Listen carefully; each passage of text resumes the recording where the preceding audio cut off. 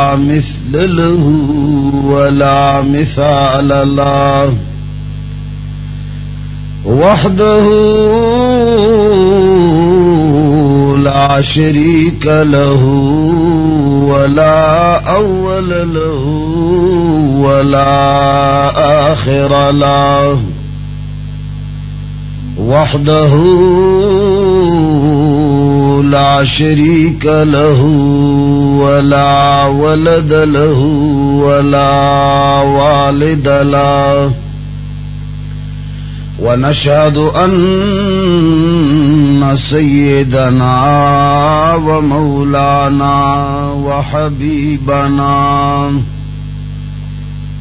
وحبيب ربنا وشفيعنا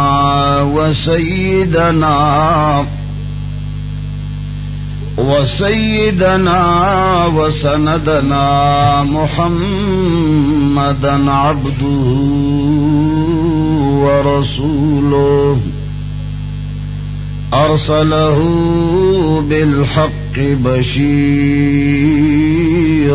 ونذيرا وداعيا إلى الله بإذنه وسراجا منيرا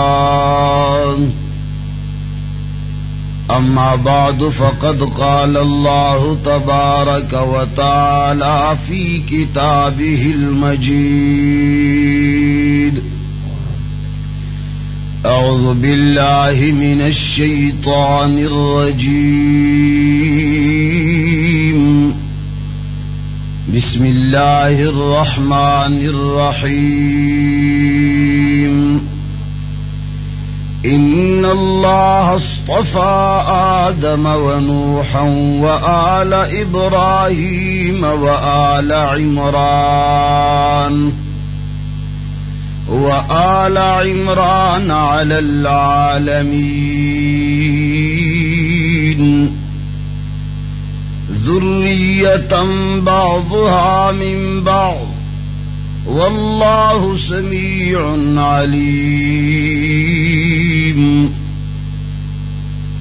إذ قالت امرأة عمران رب إني نذرت لك ما في بطني محررا فتقبل مني إنك أنت السميع العليم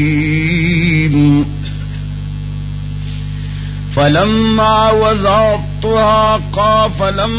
وضعتها قالت رب إني وضعتها أنثى والله أعلم بما وضعت وليس الذكر كالأنثى وإني سميتها مريم وإني أعيذها بك وذريتها من الشيطان الرجيم فتقبلها ربها بقبول حسن وأنبتها نباتا حسنا وكفلها زكريا آمنت بالله صدق الله العظيم. درود شریف وائے.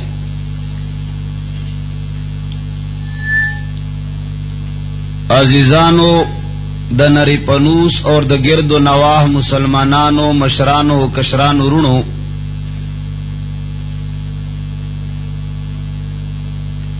د حضرت مریم علیہ السلام او د هغه د ولادت او د شان متعلق په دې مختصر نشست کې قرآن کریم په حوالہ یو څو خبرې کول غواړم.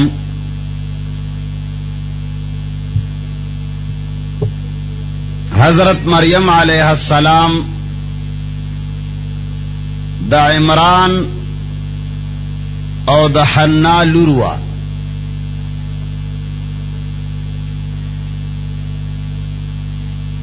عمران بنی اسرائیلو کې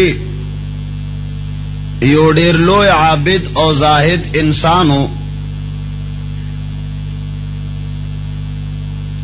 او د زهد او د مقام او د مرتبه په وجه امامت هم هغه تسپارلې شویو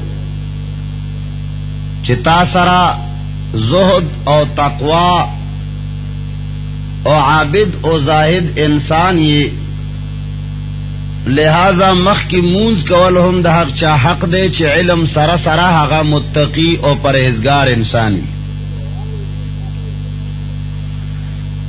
دا عمران بی بی حنا هم ډیر عابده او زاهده خزوا په تمام بنی اسرائیلو کې د عبادت او د تقوا په وجه د دې دواړو لوی چرچا او لوی مقامو. ابن اسحاق مغازی کې د عمران نسب نامه لیکلې ده. فرمایي چې عمران زوید یاشم وو، هغه زوید میشا، هغه زوید جزقیاو، وهغه زوید ابراهیم، وهغه زوید عزریاو، وهغه زوید ناوش وو، او ناوش زوید اجر وو، وهغه د یهو، وهغه د بن نازم بن مقاصد بن عیشا بن ایاز بن رحیم رخیعام بن سلیمان بن داود علیہم الصلاۃ والسلام. ان د عمران نسب نامات داود علیہ السلام او سلیمان علیہ السلام سره لګیدلې ده.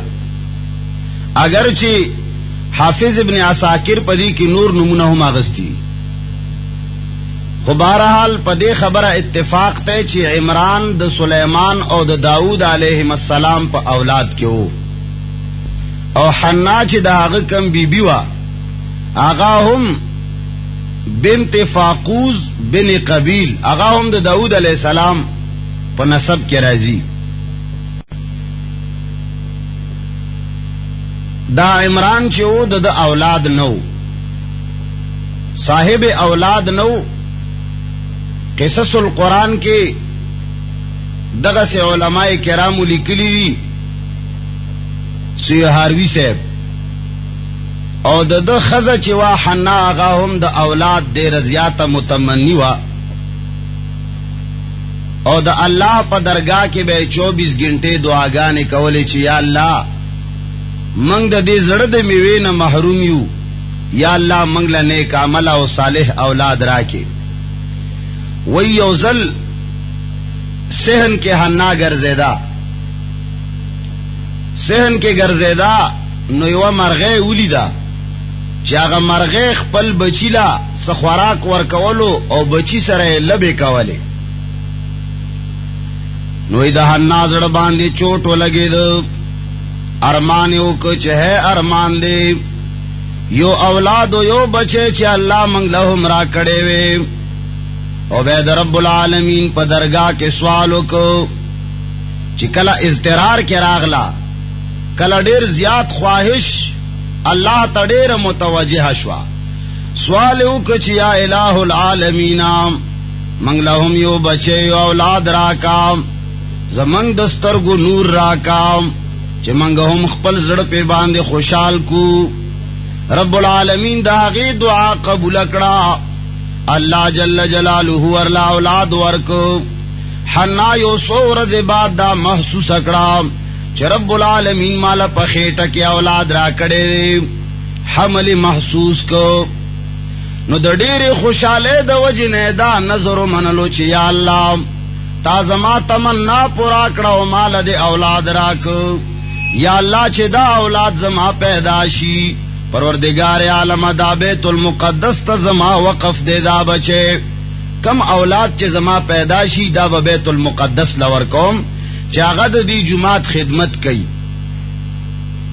نن سبا خود خلق دا شوقی چه اولاد میں پیدا شی ڈاکٹر بتے جوڑوم، سو کوئی چه پائلٹ بتے جوڑوم. دا غوی دینی رجحانو وی چه یا اللہ دا وستاد کور بیت المقدس خدمت کئی. بہرحال اللہ جل جلالہ اولاد ورل نصیب کو. خو علماء لکی چی د پیدائش نہ مخ کے دا عمران انتقال اوش دے لا پخیٹ کے وا مریم علیہ السلام دا حنا پخیٹ کے وا لا پیدا شوی نوا چی اللہ جل جلالہ دے خاون دے مریم پلار عمران علیہ السلام انتقال کو. بہرحال کلا چی مدت پرش دا حمل نو حنا معلوم شواب کله چې بچے پیدا شو نو پتا ورته ولګی دا چې الله مال خودی لور راکړم. ناغه او فرمایل چې یا الہ العالمین ما چې کما تمنا کړي وام هغه تمنا خو زما پوره خو ضرور شو لیکن په دې باندې افسوس ته چې ما کم نظر منلې دین هغه خدا جنې تا مال راکړی. یا الله دا جنې بد جمعات خدمت څنګه کوي. جمعات د پارا ناری نسړې پکار دی. یا الہ العالمین تا مال لور راکړه خزب سنگ د جمعات خدماتو کی. رب العالمین د دې افسوس په دې طریقې سره ختم کو چې بہرحال الله تعالی کوم لور درکړی دا دې ته الله ډېر لوی مقام ورکوونکی دی او دستا ټول خاندان به د دې په وجه معزز شي. الله به ول مقام ورکی. حضرت حنا د مریم علیہ السلام نوم کې خود مریم سوریانی زبان کے مریم ولیکی کی خادم تا مریم نو چکل مریم نوم کے خود دہاغی پا مناسبت چکم مناسبت سر نظر من لے ہو. اللہ جل جلالہ دا واقعہ قرآن کریم کی دا سے معجزانہ انداز باندے نقل کرے دا. سورت آل عمران کے اللہ فرمائی ان اللہ اصطفى آدم ونوحا وآل ابراہیم وآل عمران علی العالمین ذریتا بعضها من بعض واللہ سمیع علیم. اذ قالت امرأة عمران کلاچ خزید عمران علیہ السلام او فرمائل رب انی نذرت لک ما فی بطنی محررا. یا الہ العالمین ما پخیٹ کے چکم سدی یا اللہ دا ما نظر من لے دے آزاد فتقبل منی.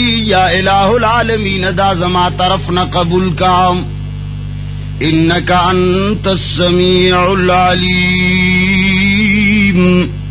الہ العالمین یقینا تأوردلو والا او خبردار علم والا ذاتی. فلما وضعتها قالت رب انی وضعتها انسا. کل چاگی اولاد پیدا شو رب العالمین تے سوالو کچیا الہ العالمین زما خلور پیدا شوام واللہ اعلم بما وضعت وليس الذکر کالانسا. الہ العالمین سچ پیدا شو آگے باندے تخبرداری. اے پروردگارا نارے نالک او جنے برابر ندی.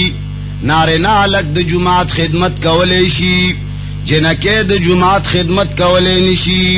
وانی سمیتها مریم. یا الہ العالمین ما داغی نم کے خود مریم. وَإِنِّي أُعِيذُهَا بِكَ وَذُرِّيَّتَهَا مِنَ الشَّيْطَانِ الرَّجِيمِ. یا اللہ پناہ نسم پتا سرام د دې جنے او د دې اولاد د پارا شیطان رټلی شوی نام چې یا اللہ دا جنے هم د شیطان نہ بچ کی. یا اللہ اولاد هم د شیطان نہ بچ کی. فتقبلها ربها بقبول حسن. رب العالمین ورته دغه سوال قبول کو. دغه جنې رب العالمین په خې طریقې باندې قبول کړه. وانبتا نباتا حسنا. الہ العالمین داغي نشو ما هم په خې طریقې باندې وکړه. وکفلها زکریا. زکریا علیہ السلام د دې جنې پالنه واغستا. وی حضرت مریم علیہ السلام کله چې شعور ته ورسېدا نو دا تصور و سوال پیدا شو چې د دې مریم علیہ السلام پرورش بسو کئی زکا چپلار نو د چا چپلار نی نو آغا یتیمی داغ د پرورش ضرورتی. بعض علماء فرمائی چې نام دیر سخت قحط سالی واب دیر سخت غربتو. نو دا سوال پیدا شو چې دا د جماعت خادمان د دې پرورش بسو کئی. نو حضرت زکریا علیہ السلام د دې د ترور خاوندو زکه چې د زکریا علیہ السلام خزه چې کما وا عیشا هغه د مریم علیہ السلام ترور وا او د حنا خور وا. اگر چې د دې متعلق نور اقوال هم شتا خدایو خقول دے اقرب الی الصواب دے. نو وی چې زکریا علیہ السلام وی چې د دې پرورش بزکوم او نور کاهنان نور منجوران چې کم د بیت المقدس وو هغه وی چې دا د شان او د برکت والا جنې ده د دې کفالت او د دې پرورش به منګ کو. په دې باندې بهرحال کشمکش روایات د بنی اسرائیل نه دا معلومیږي چې بالآخر دا تیشوا چې قرآن دازی بکو چې د چا قرعه د چا غوره اوته نو هغه سړی به د دې پرورش کوي. نو د هغوی خپل مذهب او یا د هغوی د رواج مطابق قرآن دازی سمندر ته قلمونه واچولې شو.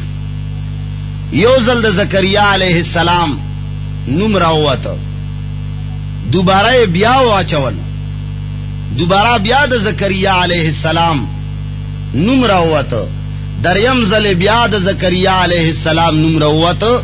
کاهنانو داوي چې د زکریا علیہ السلام سره غیب نه ستایید سمدد شتا. نو لہذا ټولو دا قبول کړه چې د مریم علیہ السلام کفالت دا با زکریا علیہ السلام کئی او دل ور کړی شو. نو کله چې دا د دې پرورش زکریا علیہ السلام شروع کړو نو احترامان چون کې دا جنیوا نجومات سره نږدې ولای و کمره جوړ کړه. واغی کمرے کے بدارو غورز ناستوا در رب العالمین عبادت بے کولو اللہ اللہ بے کول دیو اللہ عبادت شروع کو. چکل بش پر اغلا حضرت زکریا علیہ السلام بام د شپې نمخ کی کور ته بوتلا او شپه به خپل ترور سره کولا سحر به بیا راوستا. بهر صورت امدارنګي د دې پرورش شروع شو.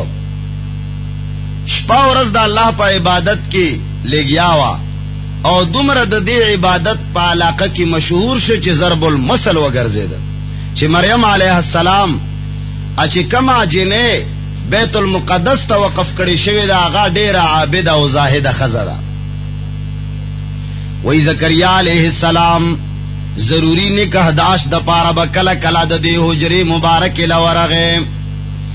کله بچ زکریا علیہ السلام د دې حجره لورغه نو حضرت مریم علیہ السلام سره به ناشنا رزق پروتو ناشنا میوه به پرتیوی چې هغه وخت به دهغه میو دهغه مسمبهم نو مریم علیہ السلام سره به قسم قسم میوه پرتیوی. زکریا علیہ السلام یو ځل تپوس ته نو چې مریم ما تدا وایا چې تعالی دا ناشنا رزق د کم زین راضی دا تا کم طرف نه ملاویږي. حضرت مریم علیہ السلام مختصر جواب ورکئی چې اے زکریا علیہ السلام دا د رب العالمین د طرف ناراضی وګدې خبره نه مختصره خبره او فرمایلا چې دا رب العالمین مال را کوي. بس د حضرت زکریا علیہ السلام زړه کې تمنا پیدا شوا چې یا الہ العالمین ته دې جنلا به مسممی ور کولای شي.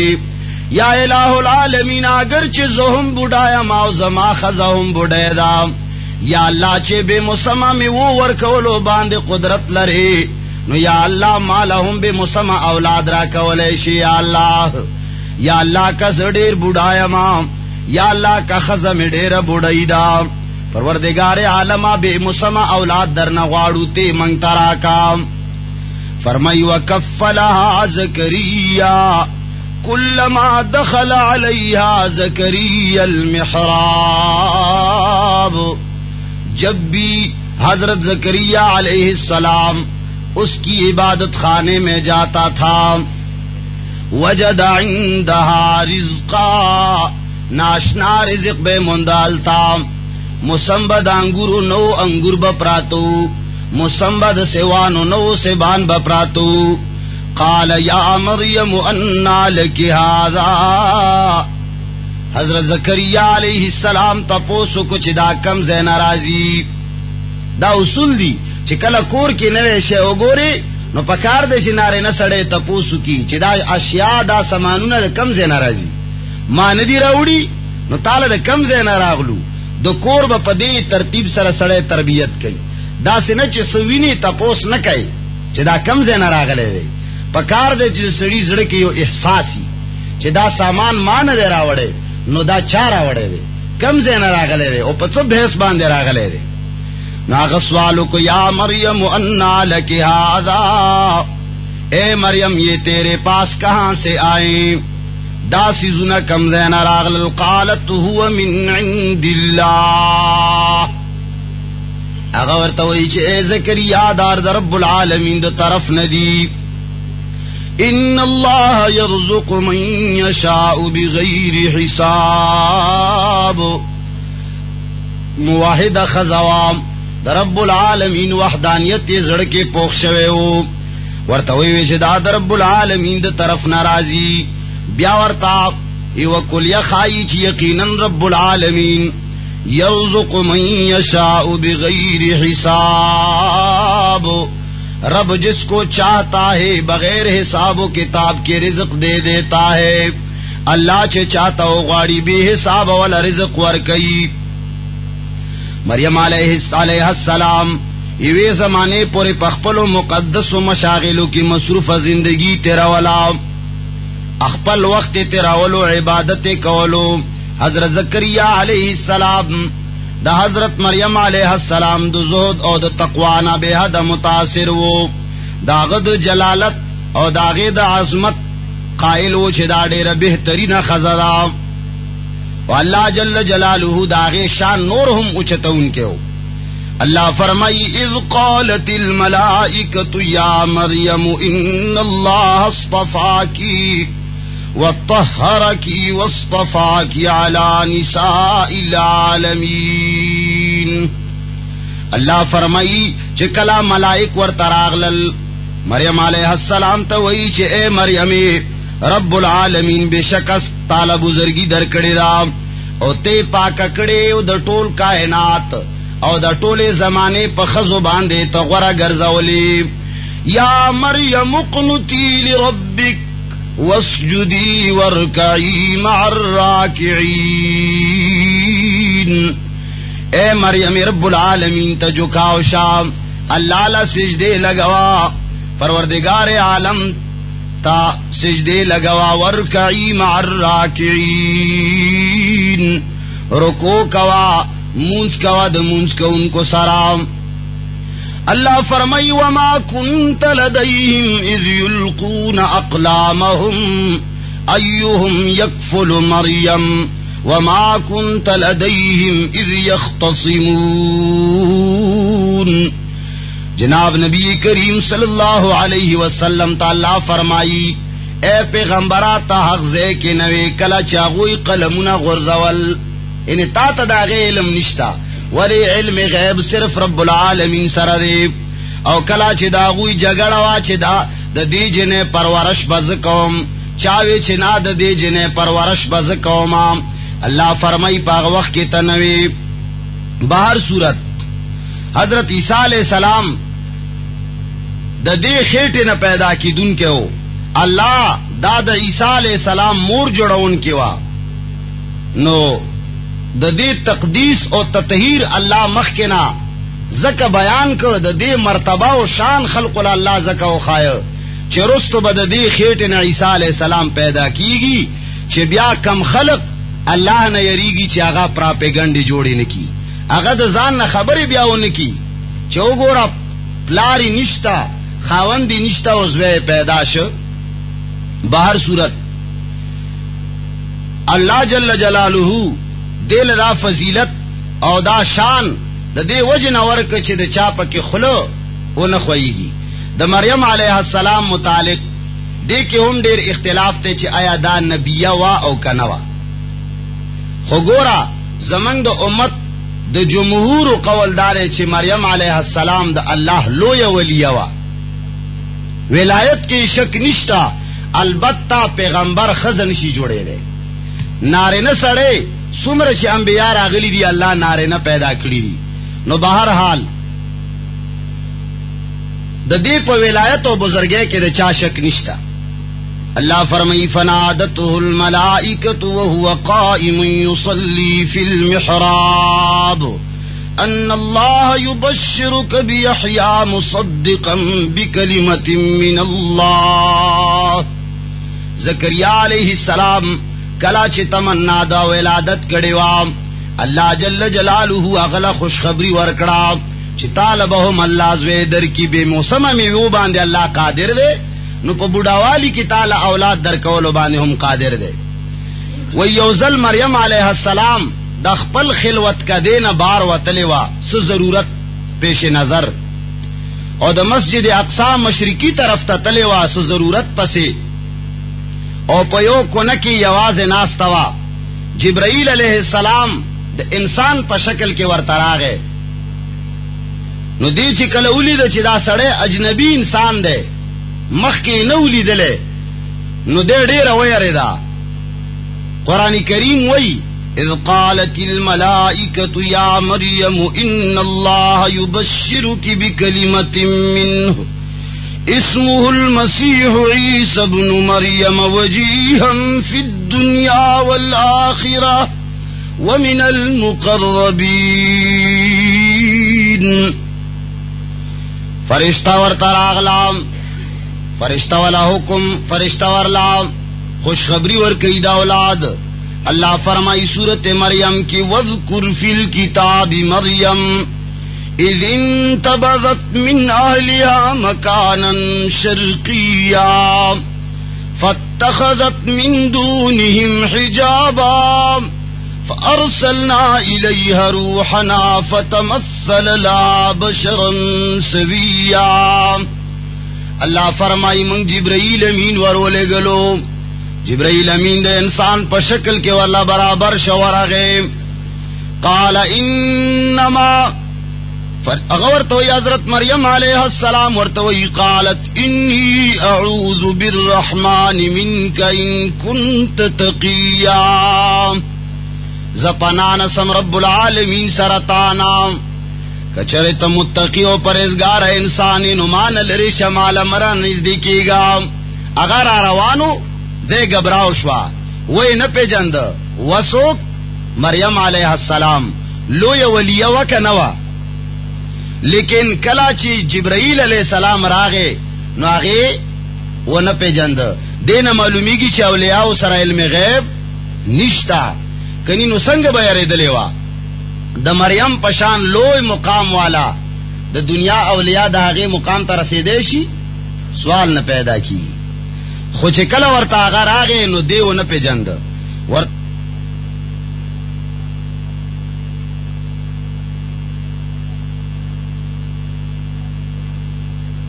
ورطانام قال انما انا رسول ربک زستاد رب العالمین دا طرف نہ یو پیغام روڑن کے امام لأہب لکی غلاما زکیا. دے دا پارا حاضر شیم چی تالز یو پاک بچے در کمام. قالت انا یکون لی غلام ولم یمسسنی بشر ولم اکو بغیا. اگر تا فرمائی چی سنگ بزما بچے پیدا کیگی مالا تروسا پورے او بشر گتی ندی راوڑی، یعنی زمانے کا ہو وعد ندے شوے خاون می نشتا. ولم اکو بغیا اور سر فرمائی چی زنا کارا بدکارا خزہم نے امام زما بسوے سنگ پیدا کی. قال کذالک جبرائیل علیہ السلام ورته فرمائی چې امدارنګي څنګه چې رب العالمین غواړي. قال ربک هو علی هین، ویستا رب فرمائی چې داسې کول زما د پاره ډېر آسان کار دی. الله وی چې زما د پاره ګرانه نه ده. ولنجعله آیة للناس ورحمة منا وکان جوړ شي د تمامي دنیا د پاره، او رب العالمین دا فیصله فرمایلی دا. الله تعالی دا سه زوی درکې چې هغه به وجیه وي په دنیا او په آخرت کې د رب العالمین برگزیده بندگانو نه وي. ويكلم الناس في المهد وكهلا ومن الصالحين، اور ته فرمایي چې دا سه بچي رب العالمین تعالی درکې چاغه په پغېګه کې بچپن کې خلق سره خبري کوي، او بوډاوالی دور حسابهم مندي. بچپن کې به هم خبري کوي، بوډاوالی حسابهم مندي. لکه څنګه چې زمنګ ستاسو مذهب او مسلک او عقیده ده چې حضرت عیسی علیہ السلام ژوندې اسمانونو ته ختلې ده. بوډا خو نه ده، دا بوډا ده، هغه ځوان ختلې ده. او چې کله الله فرمایي چې هغه به بوډاوالی ته رسی، نو دا زمنګ عقیده ده چې اسمان نه برا کوزيږي، خپل عمر چې داغه کم پاتې دی هغه به دنیا کې نور هم تیری، بوډاوالی ته برسی، پس دا هغه نه بیا وفات مونږ تر اوسه ژوندې عیسی علیہ السلام. او دا ګوري مسلسل عقیده ده د قرآن متواتره چې څوک د دې عقیدې نه منکری چې عیسی علیہ السلام ژوندې نه دی او ژوندې اسمانونو ته نه دی ختلې، نو امت دا هغه سړي په باره کې د کفر فتوا لګولې ده. نو دا زمنګ ستاسو عقیده ده د قرآن او د احادیثو پیش نظر چې هغه ژوندې دی او هغه به دنیا ته راکوزیږي او هغه بدل تخپل ژوند تیری. بہرحال اللہ جل جلالہ ورته فرمائی چې دا اٹل فیصله ده. یا جبرائیل علیہ السلام ور نزدیش گریبان کې ولا چفکه وکړو، چفکه ولا وکړو، پیسې ته وانه غسته. نن سبا خو چې څوک چفکه وکي وی شکرانه نه بغیر چفکه نه لګي. خود جبرائیل علیہ السلام چفکه هغه به د پیسو چفکه و. نو چفکه چې کله ولا پدی گریبان کې وکړو، نو مریم علیہ السلام سو وخت بعد خپل لخیټه محسوسه کړه چې زما په خېټه کې اولاد ده. د الله جل جلاله طرف نه حکم.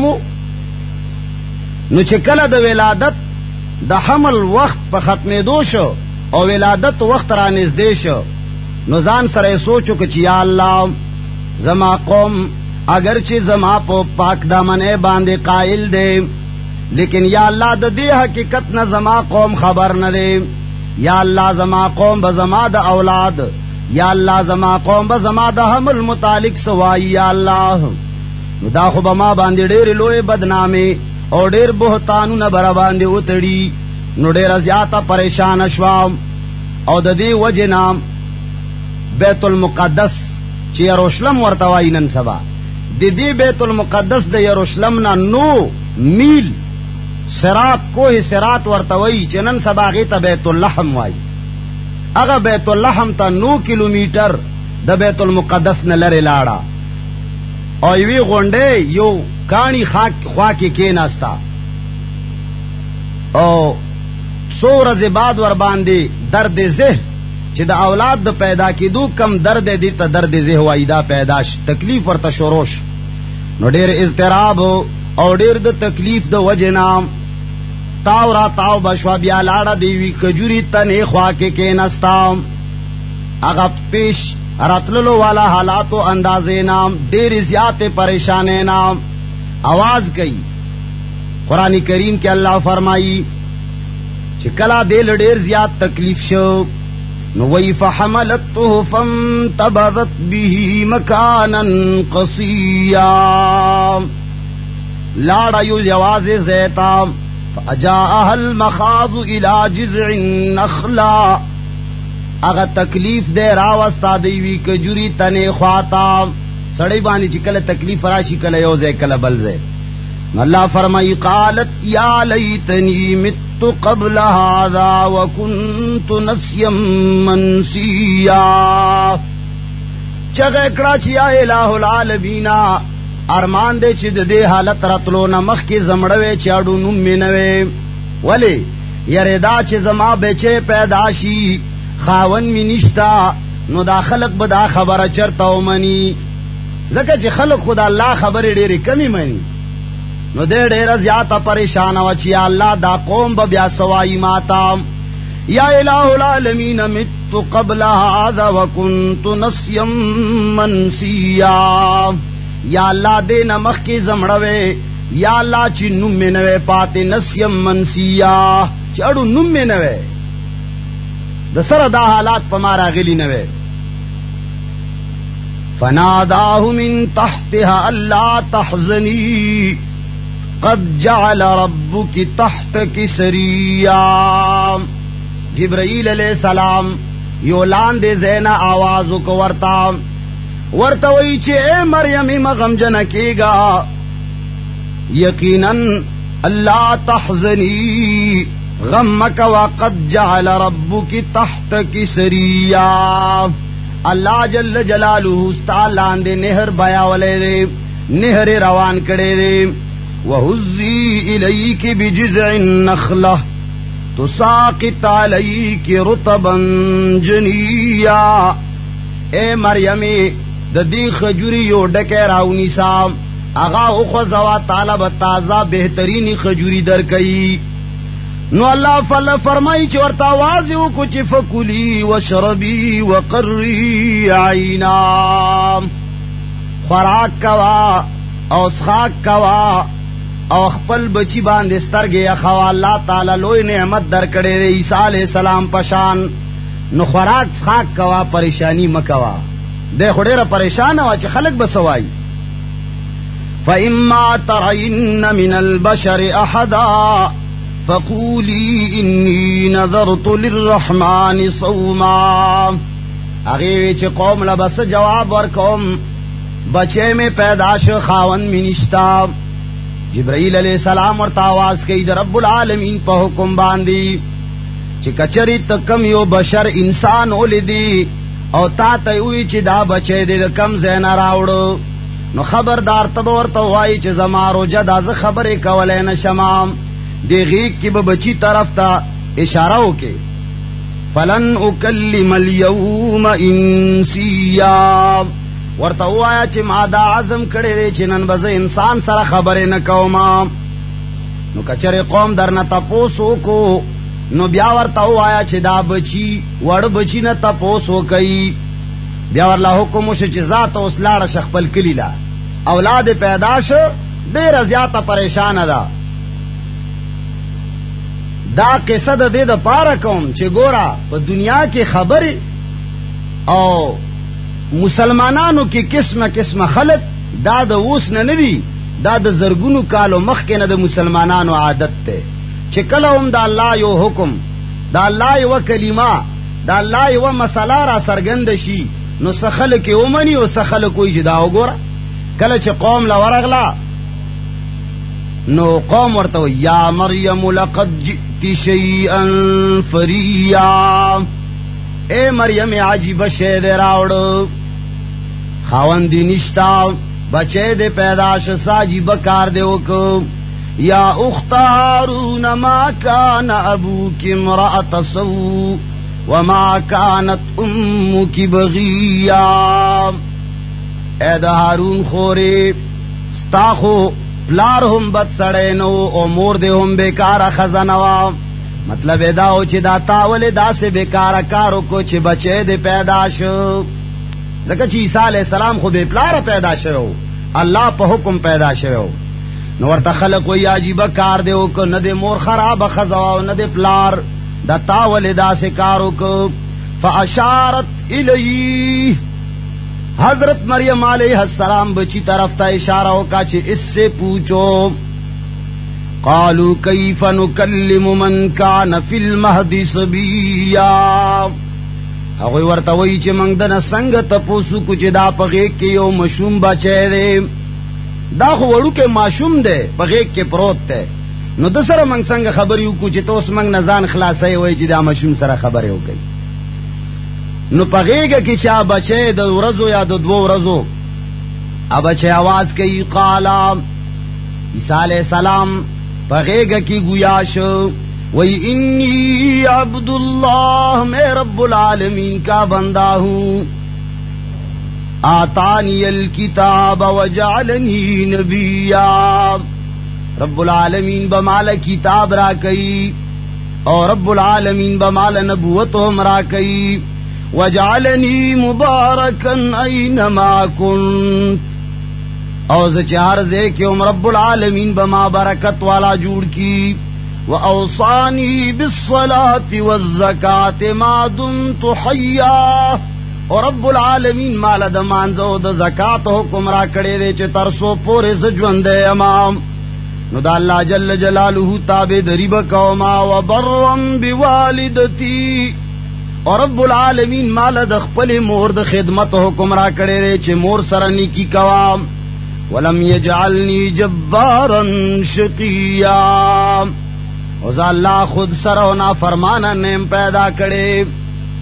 والسلام علی یوم ولدت و یوم اموت و یوم ابعث حیا او پما باندے دا رب العالمین دا طرفنا سلامت یادا چکل ز پیدا شوے امام او چکل بزمرم او کل بچز دوبارہ جوندے کی گم رب العالمین طرفنا ما باندے سلامت یادا عیسیٰ علیہ السلام دا خبر اکڑے خلقو دا خبر واوری دے او دا دی بچی لویا چرچا شوا چی دا سی بچے پیدا شوے دے بے پلارا یو بچے پیدا شوے دے نو چی کم نیک خلقو آغوی چی دا سی یو نیک صالح بچے پیدا شوے دے دا اللہ یو نشانہ یو علامت پیدا شوے دے او چی کم شقی و بدبخت خلقو آغوی پراپیگنڈ شروع کردے چی خبری اگا فلانی دے کہ خدا سیو شو افلانے او د فلانی لور چوا اگے خدا سے زویرا وڑو پتہ ہی نہیں لگی وہی مالا اللہ را کڑے العیاذ باللہ بہرحال مختلف خبرونا مختلف خبریں وشوے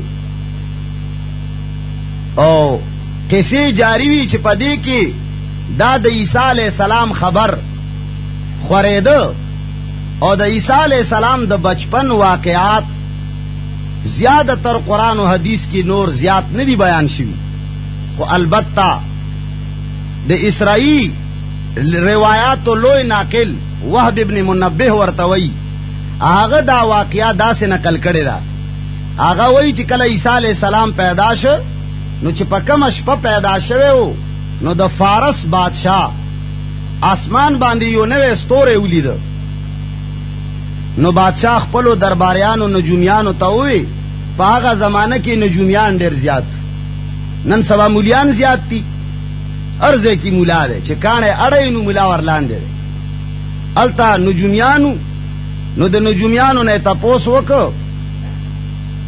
چھ ددی ستوری پا بارک استاسو سخیال دے آغوی چھ کلا خپل حساب و کتاب او جنگولو نو ویوی چھ ددی ستوری راوتل دے یو عظیم ہستے خبر ورکی چھ یو عظیم ہستی پیدا شوی دا ملک شام طرف تا پیدا دا نو بادشاہ اخپل سے کسان برابر کرو اغوی لے تحفے اور تخائف اور خوشبویان ورکڑے اگا وفد شام طرف تا ولے گلو وی چی تاسو دی بچی متعلق حالات معلوم کئی وفد چکل شام تا ورسے دو تفتیش یہ شروع کرو